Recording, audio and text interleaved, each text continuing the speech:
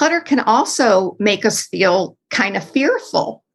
And the example I like to use when I'm thinking of things like this is sometimes people will say, I can't let go of that paper. I'm scared I'll need it someday. Oh. So we all know that we need to hang on to certain documents and, but other things we're like, I'm going to keep it just in case. And we have a tendency to do this on our phones as well. I'll hang on to it just in case. I'll swiffer it over into a separate file. Makes us feel guilty, right? I talked about those hand-me-downs a few minutes ago. It can just, I don't want to be saddled with Aunt Bertie's dining room table or my mom's old this or that. But there's this pressure to keep it. And I also say, I'm 60 now and I'm thinking, I don't want to make my kids feel guilty. Like I don't want them to have to come in and clean up my house and then think, oh gosh, mom held on to this for 50 years. I better hang on to it.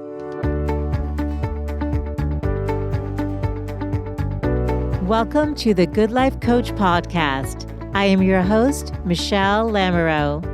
The intention of this show is to awaken you to your fullest potential. Join me each week for inspiring interviews to elevate an area of your life, as well as interviews with women entrepreneurs who are creating success on their own terms. Each episode provides actionable tips to guide you to design a life you love. Hey there, it's Michelle, and welcome back to the show. I'm thrilled to tell you today we have a professional home organizer. Geralin Thomas is here. She is a naturally gifted professional organizer of 19 years. She's helped people from around the world get organized and become more productive so they can pursue their passions, which is so aligned with what we do on the show, Geralin. So I'm thrilled to have your expertise. And Geralin enjoys transforming chaotic closets into color-coded curated collections, which is really what we're going to get into on today's interview. So very excited for that. And you may have seen Geralin on the Emmy-nominated television show Hoarders, where she worked in some of America's most cluttered homes. She's been featured on TV commercials and interviewed in national publications. You're the author of 2 books. Your book, Decluttering Your Home, Tips, Techniques, and Trade Secrets, has been translated into how many languages now? 12 as of today. Congratulations. Thank you. And you also coach professional organizers. You have the Ask Me Anything YouTube videos for those. So anyone out there who happens to be a professional organizer, you'll have to check Geralin out. But very happy that you're here today, Geralin. Welcome to the show. Thank you so much. I am absolutely delighted to be here. I'm a fan of yours. So sweet. We had a good time connecting before this interview, just to talk about what we wanted to focus on today. There's so many different areas when it comes to home organization and clutter. But I think we both agree the important place to start is a definition of what clutter is and sort of the psychology of what creates clutter. So let's start there. Sounds great. That is actually my happy place to start. So everybody, I think, is entitled to their own definition of clutter, but I like to share so that it's when I'm working with clients or maybe listeners are wondering, geez, is it clutter or is it something else? So I think of clutter as anything unused, unloved, unfinished, or unresolved. So just think of all the uns in your life. And by that, I mean unused. We can kind of go like mentally walk through your home. Maybe it's obsolete computer equipment, cords and cables, or old DVDs that nobody's watching. Things that are unloved. I mean, where do we begin? We have, and spouses and partners don't count when we say this, but trophies, plaques, awards, clothing. We have a lot of stuff hanging around that we don't necessarily love, but we keep it there because we're not sure what to do with it. Unfinished. Well, if anybody out there is a crafter, right? There's lots of unfinished craft projects. And unfinished work, right? We all have things hanging around our house that we're going to get to someday. And now so many of us are working from home. We have even more stuff hanging around our house that's unfinished.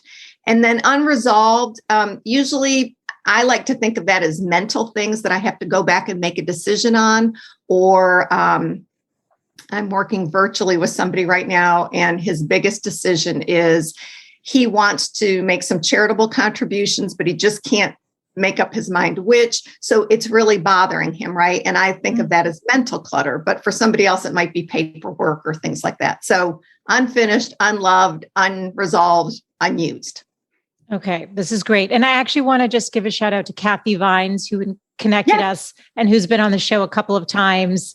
I mean, when it comes to home organization, clutter, our closets, the papers, whatever it is, I mean, I could have you on every week because we could tackle, so many different areas. And like I said, Cathy's been on twice already, and she's coming back on to talk about how to Cathy plan. is one of my sheroes.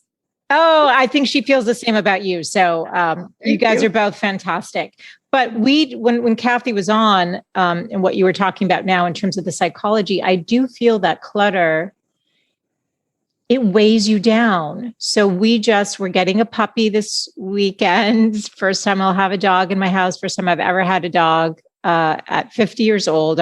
We're very excited for it. But I said to my family, I said, before we bring in this beautiful little pup, we must declutter. We have to get rid of things because the idea of bringing in more things like the bed it's going to sleep in and, the gate and all the things we're bringing in for the dog, energetically for me, I was feeling overwhelmed by the idea of that. And so I felt so much better when we cleared it out. But can you talk more about like the psychology of it? Because there is an energetic component to all those little things, the drawer that we intend to do, or the DVDs. I laughed when you said that because I know there's probably, there's some that I haven't tended to. I even have VHS cassette tapes my dad just sent that were in his basement. I'm like, oh goodness, do we keep these? Absolutely. And I love to start a fire, a conversational fire. Yeah. And asking people things like, that normally kind of spark some, don't spark joy necessarily.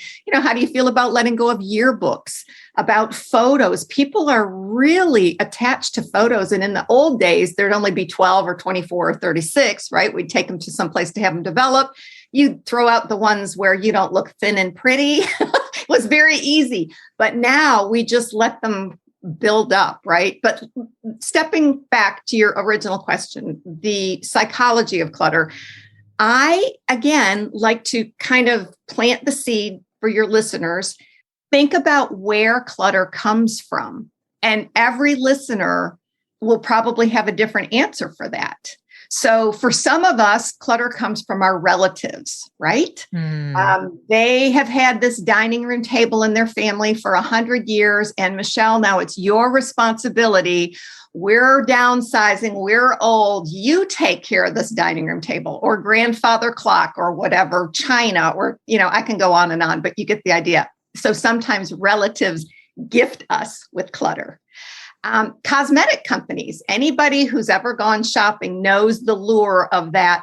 If you buy something, you get this little goodie bag. The pouch is usually cute, and it's usually filled with things that we may or may not ever use, right? But we're going to throw them in a drawer, and that hopeful thinking like maybe that fragrance will be warm. So cosmetic companies, I don't know how many of these you want me to go into, but again, going back to tech, every time we buy a new laptop, iPad, Apple Watch, and I'm not just picking on Apple, but any product comes with a cord and a cable.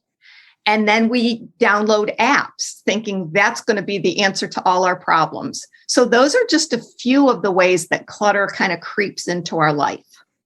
Yeah. And it's true. And everything you're saying kind of makes me feel tense, to be honest, because I do have the drawer of the Clinique. I like the chubby sticks, the lipsticks, they're great, but I don't buy anything else from Clinique. And so I've got the stuff and I'm like, I'll give this to someone who uses it. So I keep it. So I think people are going to relate to what you're saying, or Apple for sure is a great example because we could have the old iPod that, everyone used to have, the various sizes, and then everybody loves to upgrade their phone. So they could have 3 or 4 phones lying around.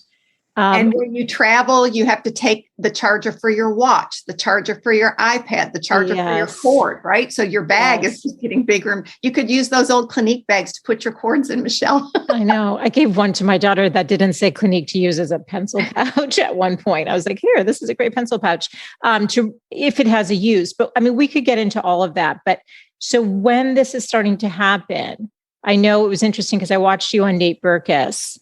a segment you did, and there's 5 personalities that might give people an idea of maybe where they fall in terms of how clutter starts accumulating for them personally. And I would imagine maybe somebody has maybe more than one of the personality.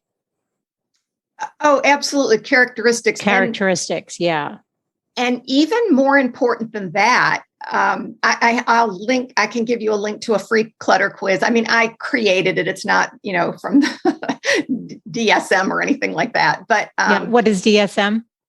Diagnostic and Statistics Manual. It's used to diagnose mental health disorders. Okay, got it. Okay, so it's an official term. I would not be using that, right? So It's a fun clutter quiz. It's not meant to diagnose anybody. But again, because I know that you want to provide good, juicy tips for people who are listening, I would say start thinking about how clutter makes you feel. Like you just a moment ago articulated bringing this puppy into the house kind of gives you that feeling like, oh boy, here we go. I'm going to have to get a leash and, bags and bowls and beds and all this other stuff. So you're feeling a little anxious.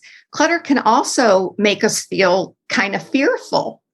And the example I like to use when I'm thinking of things like this is sometimes people will say, I can't let go of that paper. I'm scared I'll need it someday. Oh. So we all know that we need to hang on to certain documents and, but other things we're like, I'm going to keep it just in case. And we have a tendency to do this on our phones as well. I'll hang on to it just in case. I'll swiffer it over into a separate file. Makes us feel guilty, right? I talked about those hand-me-downs a few minutes ago. It can just, I don't want to be saddled with Aunt Bertie's dining room table or my mom's old this or that. But there's this pressure to keep it. And I also say, I'm 60 now and I'm thinking, I don't want to make my kids feel guilty. Like I don't want them to have to come in and clean up my house and then think, oh gosh, mom held on to this for 50 years. I better hang on to it. That's not what we want to pass on. That's not the legacy we want to give our children.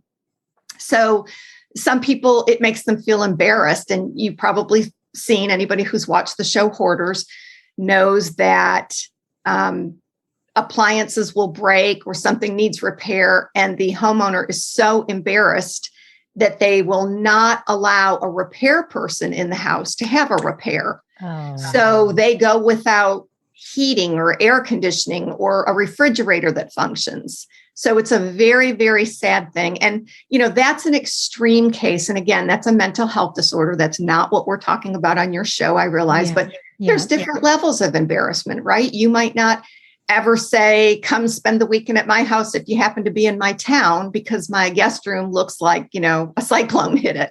So there's different levels. So, and it could also make us feel kind of foolish or not so bright. And again, I'll go back to tech for this. There's such a learning curve with so many things that we're downloading, and we think it's going to be the answer, but instead it just makes us feel kind of like we're not keeping up. We're not cool enough. We're not smart enough. We're not quick enough to make a decision. So those are some of the ways clutter makes us feel. Yeah, no, I love the emphasis on how it makes you feel and the emotional component to that. Because then once you have awareness around that, maybe then you can start approaching it. And today we're going to tackle closets because I think, for the show, it's for women, as you know, because you listen as well. They want tips. They could be opening their closet every morning and we tend to wear 20% of our clothes, 80% of the time. Most of us are guilty of that. I know I am.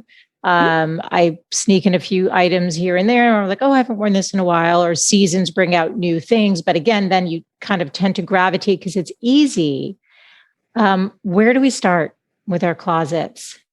So here's just a little quick takeaway tip. I tell people, especially if they live in states, because so many of us are working virtually now. So if you had to evacuate, leave your state because of flooding or fires or whatever, grab your dirty clothes basket or your hamper, because those are the clothes you love the most and wear, instead of looking at, racks and racks and feeling, oh my gosh, I'm overwhelmed.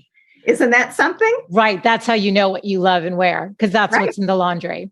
And it includes everything. It's going to have your underwear and your top layer and something for warmth or cool or wherever you're living. So don't necessarily scour your shelves and racks. Look what's in the dirty clothes pile, because that's where the good stuff is. That's actually really funny. It's funny you mentioned underwear because we do have our favorite underwear. It's true. And you leave the other ones, right? We do. We do. So where do we start then? So where do we begin to tackle some of this so that maybe we get rid of some of that underwear and some of those clothes and well, not the underwear, but the other stuff, donate. Yes. Donate or just give it away. Right. I mean, give it away to anyone who wants it.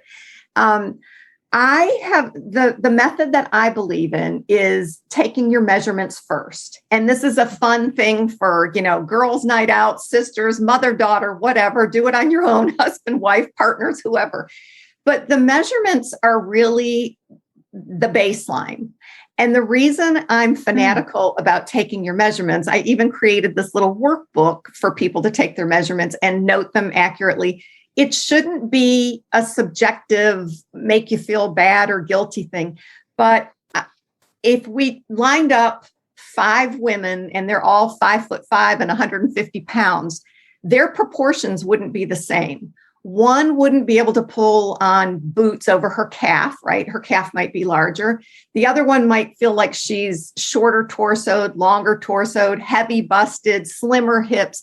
There's always something different. So when you know your measurements, that's the starting point. Okay. So number 1, know your measurements. Know your measurements. Okay. And I would also say gather your goodies. So that means in my case, it would be the tape measure, right? And then your bins for sorting. And they don't have to be fancy. I know there's so many cool TV shows where they have really cool little gadgets, but it can be a laundry basket. It could be a grocery bag. It could be a trash bag. It could be anything. But have a pile for donate, and when I say donate, I mean it's in really good shape where you would let your best friend wear it. Those are the things you can take to the, Goodwill or the place of your choice. Yes. And then maybe some people like to consign things, and those will be in probably excellent shape, right? They're going to hope to earn a little money from their things. And then your keepers. And then I like to start a little in that keeper pile. We'll get into this later for some techniques. But I would say have a full length mirror handy, because occasionally you'll try things on. And if I'm working with you, I would take a picture of you. And sometimes we look in the mirror and think, yes, I look pretty good in this. And then you see the picture and you're like, what am I thinking, right? I don't look so great in that. Wait, why is it? Yeah, go ahead. Because what does the picture do versus looking at yourself in the mirror? What's the difference?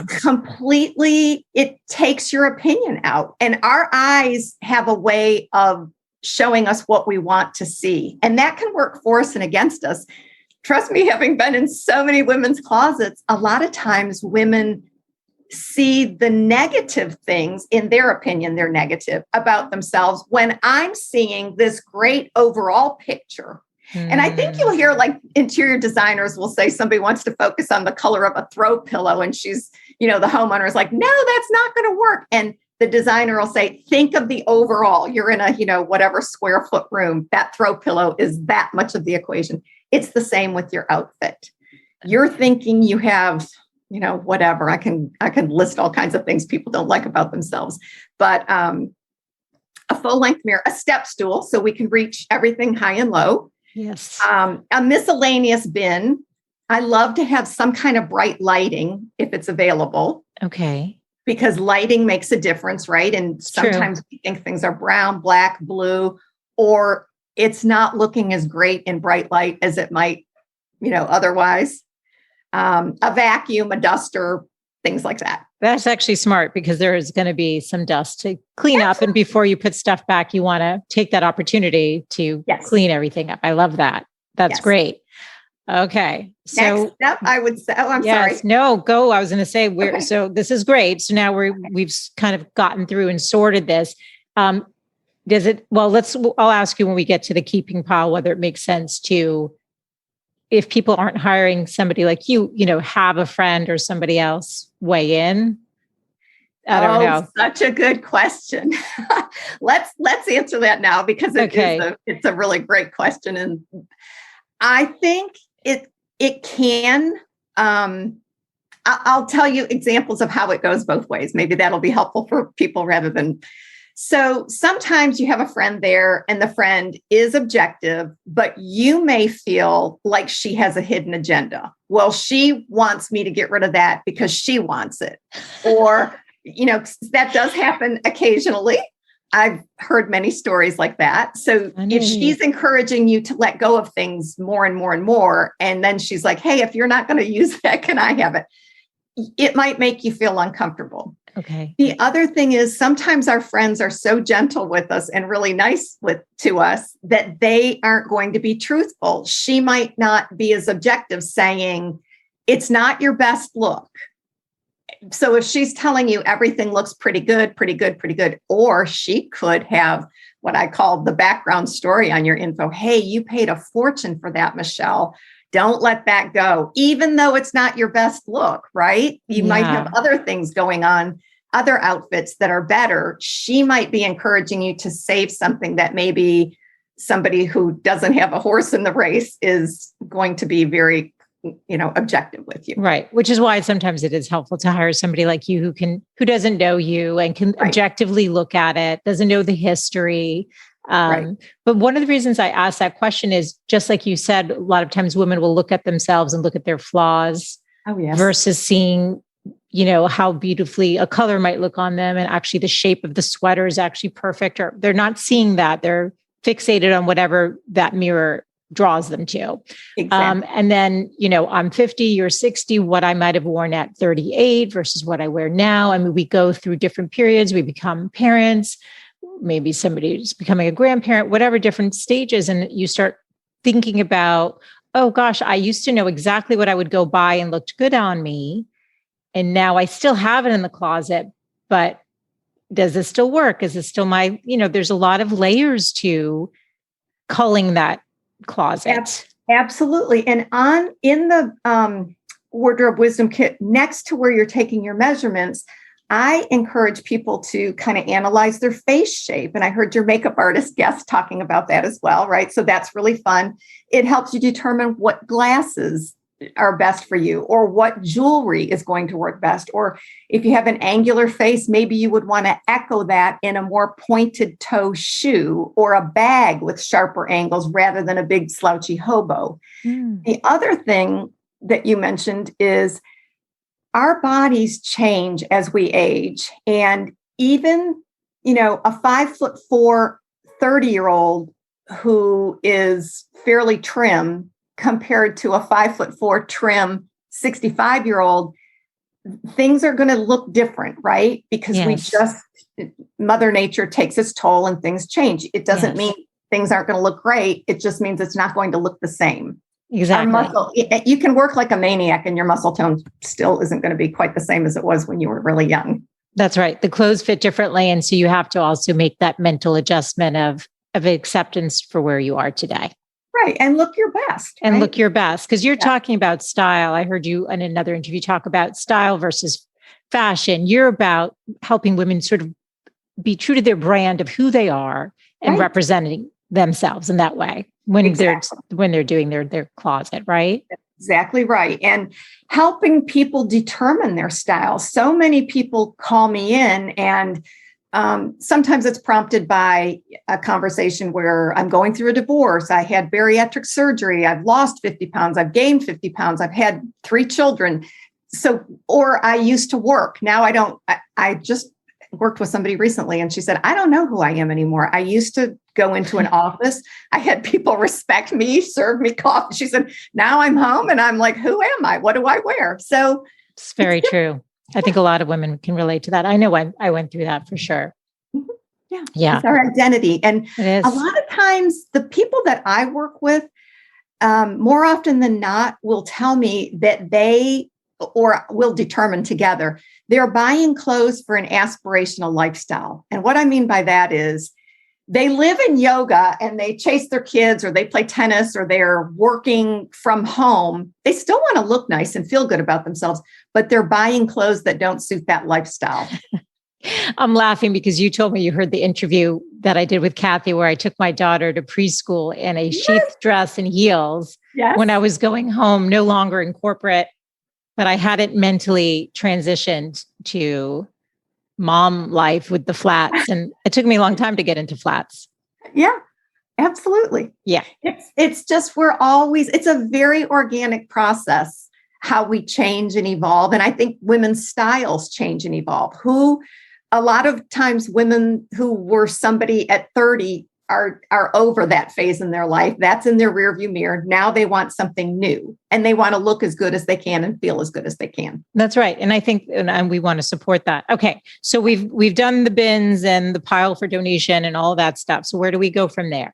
Okay, block off some time on your calendar. And this is a very important thing to practice self-care. I know everybody always thinks massage, mani-pedi, facial, but this to me is practicing self-care. I agree. Carving some time out for yourself on your calendar, put your phone in do not disturb, pamper yourself a little. Like I think you need to know what motivates you. For some people, that's great smells. So you might buy a little spritz of fresh grapefruit or mint, or have a pot of coffee or tea going, put on your favorite music. I tell people to lower their thermostat. You're much more energetic if it's a little cooler rather than warmer.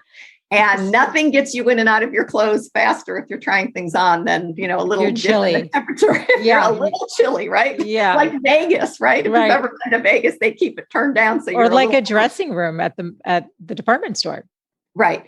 And then wear appropriate undergarments when you're trying things on and off. So if you're a Spanx person, put on your Spanx and whatever bra that you would wear out, right? So it's not your at-home Saturday bra.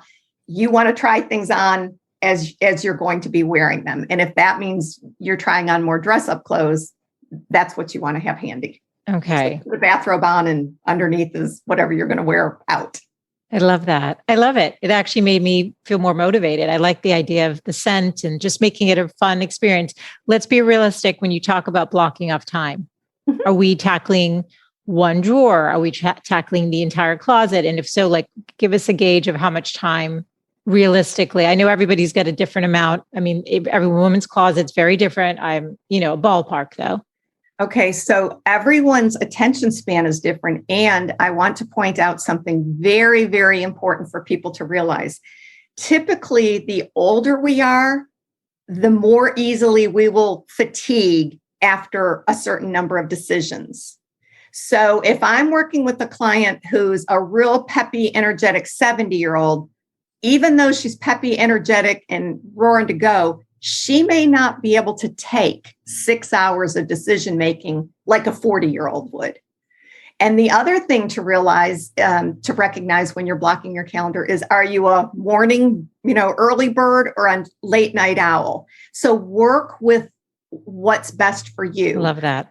I know myself, I'm like a 3-hour person. I can stay focused and grinding along. And again, I enjoy this. I realize this is not going to be everybody's idea of a great time. True. And if it's not, is it one way to tackle it potentially? Maybe it's 4 dates with your closet, you know what I mean? Where it's a shorter stints, or it's 1 drawer a day, of the bureau, and then the closet is 2 hours. Or tackle the easy stuff first. Oh, things with no sentimental value, right? So like the underwear. Like the underwear. And for some people, that's going to be a hot topic, right? I mean, everybody has a little bit different. Okay. Yeah. So I'll give you some games to play because I think this is where, and again, I'm hoping your listeners will have a sense of humor while they're listening to this, because I would never any organizer would never offend people. Yes. But sometimes it helps to pull things out. And one of the games I like to play is friends, acquaintances, and strangers. So you look at your clothes and is this a friend? Your friends are probably in your laundry basket. They're the things that you're going to throw on Saturday morning and, go out and have coffee or grab something to eat or watch a movie, girls' night out. It's the stuff you're wearing often. So friends. Acquaintances. things that are in your closet that you wear occasionally and you can count on them. You know they'll be there if you have a funeral, a wedding, a bridal shower, a something or other, a drop your kid off at school day. Yes. Okay. Then we could make a pile of strangers. These are the things that are in your closet that you think to yourself, who was I when I wore that last? Mm-hmm. Why do I still have that? Even though I paid a fortune, I'm not friendly with that garment anymore. And if you've had an occasion to wear that several times, but instead reached for something else, that's usually going to go in the stranger pile if I'm working with you. Got it. I have a beautiful joie. How do you pronounce it? Joie, the joie blouse, silk. Yep. And yes. It was expensive and I purchased it. Do you know why you're not wearing it? It just isn't me. I don't know. I mean, I actually had hired a stylist once to shop with me. And what I realized is I really know my taste and I don't need somebody to shop with me. My most important thing I did with her was shop my own closet and think about how to restyle the clothes that I had that I love. So anyway, I did buy that blouse. I've worn it twice. It also makes me incredibly hot. The 2 times I've worn it, I've overheated and I'm always cold. Right. There's something about this blouse that makes me hot. So I don't feel myself in it and I get overheated. So it's time for that blouse to go. But I've had a hard time letting it go because I did invest a lot in that blouse. I know you could try selling it, but oftentimes we want to get what we put into it. That's probably not going to. I'm okay with that. Yeah. People who do well with that are usually like people buying expensive, and I do mean expensive designer bags, right? Yes. They're reselling. Yes. Okay. But another game you could play is the one we talked about briefly a few minutes ago, is take a picture of yourself in the garment. And don't just take a picture from the front, because I have learned a lot of lessons being with women who never see their backside. But when I show them their backside in a picture, some of them are horrified. And I have to admit, I've done the same thing myself. I'm thinking, well, this looks very nice and presentable. And then when I see the backside, I'm like, holy moly, what am I thinking? Like, I am never leaving the house without a smooth shaper going down my back, or, you've got the VPL, the visible panty lines, or maybe some people have cellulite on their bottom or their thighs, and they didn't realize that's showing through this thin fabric of pant. So there's all kinds of things going on behind you. You need to have a picture of that. Okay. But how do you realistically take a picture of the backside? Well, that's where a friend comes in, or there is a way to do it. And if you can go to someplace like Target or, Home Goods or something, you can buy a skinny little mirror for under $20 usually. And you put that behind you, and then you stand in front of your mirror and you do one of these shots, and you can kind of angle. So it's, okay. It's a little doable. Yeah. Okay. Doable. All right. Yep. This is all so good. Okay. So we are now, are we back in our closet? Now are we putting things back in? Now you can put things back in, your keepers, right? First of all, your friends are going to go there and they're going to get the place of honor in your closet. Easy access. You want your friends on display so you can reach them. And along with all your friends and acquaintances that you're keeping, I like to start planting the seed to let's maintain things the best you can, because we've spent this money. And first of all, it's, being a good steward of the planet. You don't want to just keep buying things and then discarding them. But also, you're not in that mad rush. It's kind of a time management situation where, okay, I do have an outfit. If I have a summer funeral, a winter funeral, a summer wedding, a winter wedding, right? You don't want to have to scramble to go out and buy those things, because when you need them, you can never seem to find them, right? True. Always a struggle. Always. Or a mom's night out. Never know what to wear for a mom's night out. Right. For whatever reason, I always think I have a ton of things. And then when it's time to just go out, I'm like, I don't know what I'm going to wear. Right. And for some, that means let's build a capsule. And capsule's a loaded word. People love them or hate them. And some people don't know enough about them. But my idea of a capsule is exactly what you're describing. So you want 3 moms night out. Well, you're in San Diego, so maybe you don't need different climate, different weather. But other listeners may want different moms night out outfits. And I would say start at the bottom, shoes, boots, booties, sandals, whatever, work your way up. What are you wearing the next layer? Maybe it's jeans. Maybe you have a favorite pair of jeans and they're going to be your workhorse.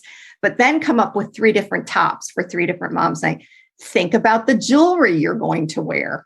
Accessorize things. That's what keeps your outfits fresh and lively and really expresses your style. Okay. I love that.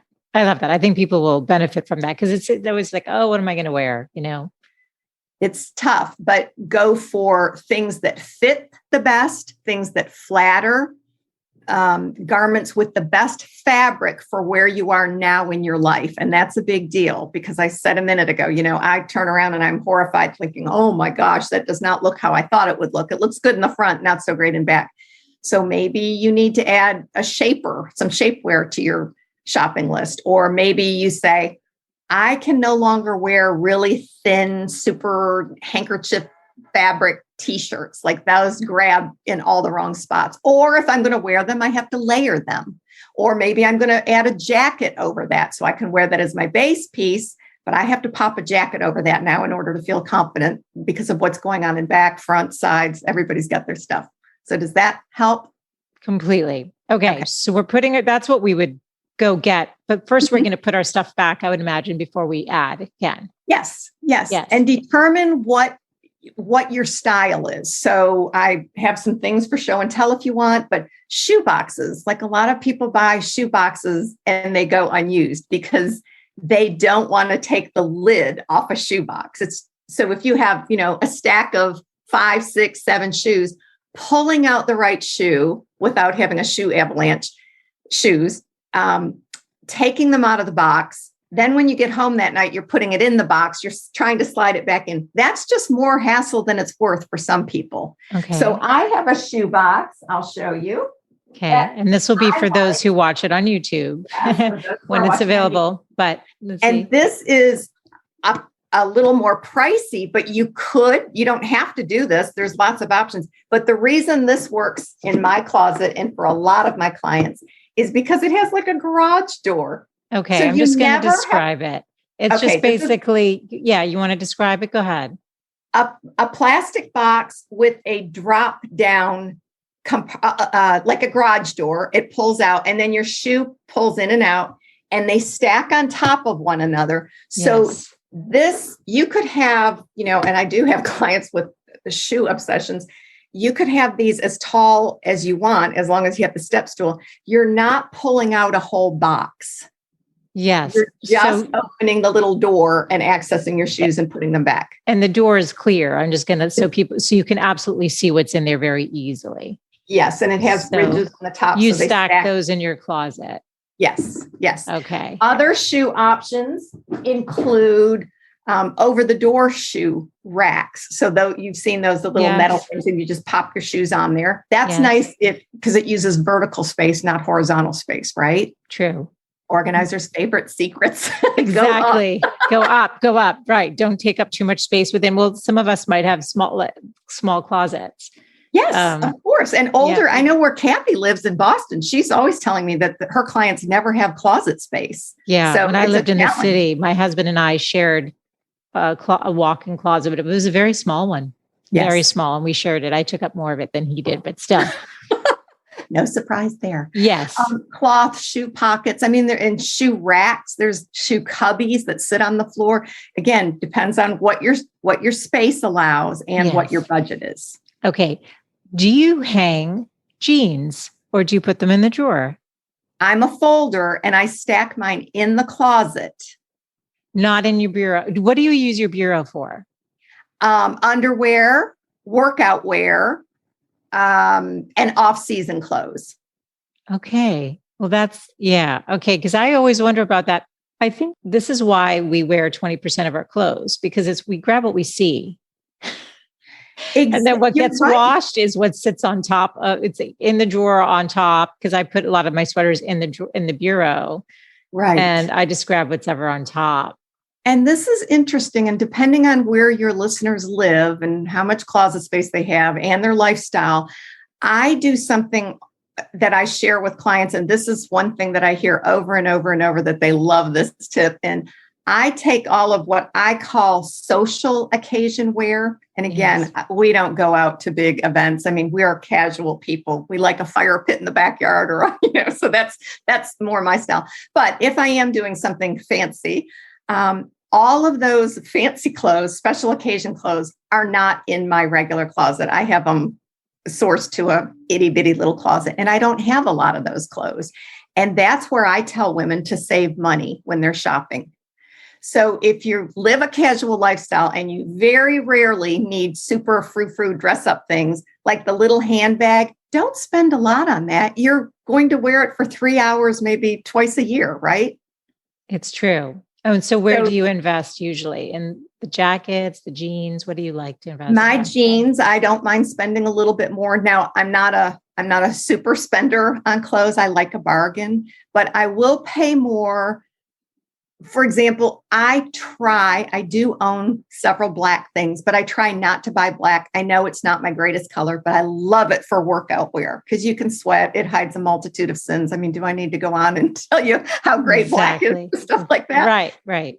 But I'll spend more in the stuff that I wear every day. And a personal example would be I'm in the water almost every day. I try to do water aerobics, and swim laps. So for me, investing a lot of money in a swimsuit is good because my swimsuit this is way more info than your listeners need. My swimsuit has to have like extra lycra and stronger cups and support. And because I'm in the water, bouncing, jiggling, and it's 5 days a week. Yes. So that's where I'm going to invest more money. Okay. I like that. So invest where in the items that really you're putting on every day. And so you can look and feel your best. A tee, I would imagine, you can get good quality tees that aren't so expensive. Exactly. And if you like a little lycra in your tee, which I do recommend, especially, if you want it to look a little more upscale, go ahead and spend a little more on that and get something polished, like more of a V-neck rather than a crew neck, if that's important, because it's a more flattering cut and it frames your face and neck. Okay. Any particular brands you like on the lycra tee? No, it just depends.